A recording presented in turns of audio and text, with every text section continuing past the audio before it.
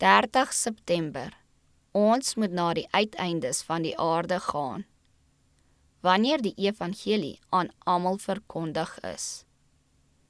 En hierdie evangelie van die koninkryk sal verkondig word in die hele wêreld tot 'n getuienis vir al die nasies, en dan sal die einde kom.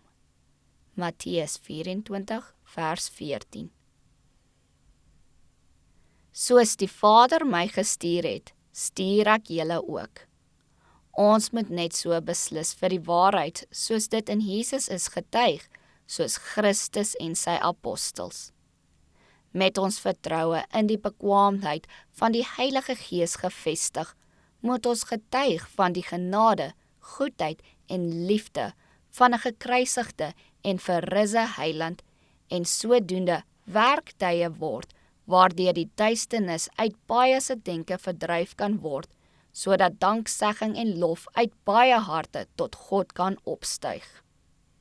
Daar wag 'n groot taak vir elke seun en dogter van God. Diegene wat weier om die laaste pligtige waarskuwingsboodskap aan die wêreld aan te neem, sal die skrifte verdraai. Hulle sal die karakter aanval en valse verklaringe doen betreffend die geloof en die leerstellings van die voorstaandes van die Bybelse waarheid. Elke moontlike middel sal aangewend word om die aandag af te lei. Vertonings, spele, perderesies en verskillende soorte vermaaklikhede sal ingevoer word. 'n intensiewe mag uit die onderwêreld sal hulle aanhits om die hemelse boodskap te gaan. Laat ons saam staan onder die vaandel van Prins Immanuel en in die naam en krag van Jesus tot die einde toe stry. Daar is siele wat vergaan. Hulle moet die voorwaardes vir verlossing ken. Dit skyn asof baie in die duisternis van onkunde ingekikker is, agter 'n ondeurdringbare verspering vasgespyker. Maar onthou dat hemelse wesens met die mens saamwerk. Die Heilige Gees kan die vesting van ongeloof deurdring. Jesus lei sy leer na die slagveld.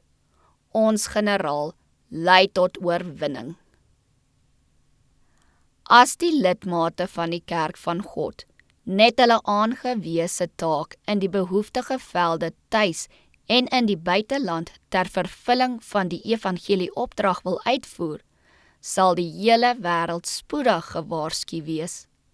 En sal die Here Jesus met krag en groot heerlikheid na die aarde terugkeer. God sal die werk doen as ons hom van die werktuie voorsien.